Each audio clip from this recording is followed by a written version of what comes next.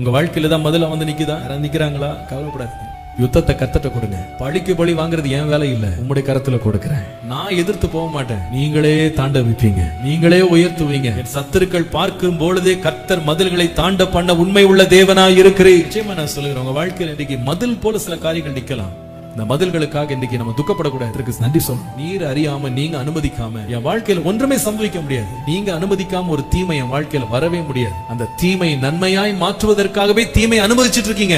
என்னுடைய கண்கள்ல அந்த நன்மையினால் பார்க்க முடியல, நான் தீமை தான் பார்த்துட்டு இருக்கிறேன். என் கண்களை திறந்துடணும்ப்பா. கண்களை திறப்பீரான நான் ஒன்றை கண்டுபிடிப்பேன். இந்த மதில்களை இத்தனை நாளா என்னை பாதுகாக்க வைக்கிறதுக்கே நீங்க கொண்டு வந்ததுக்காக நன்றி. இந்த மதில்களை நான் உருவாக்குகிற ஒரு பட்டறையாக என்னை வைத்ததுக்காக உமக்கு நன்றி ஆண்டவரே. இந்த மதில்கள் நான் படர்ந்து செல்வதற்கு நீர் பயன்படுத்தினதற்காக உமக்கு நன்றி. இந்த மதிலை பார்த்து நான் பயப்பட மாட்டேன். அவைகள் வளராது, அவைகள் பலன் கொள்ளாது. நானும் கர்த்தருக்குள்ளே பலன் கொள்ளுவேன். கர்த்தரையே சார்ந்து கொள்ளுவேன், அவரையே பிடித்துக் கொள்ளுவேன்.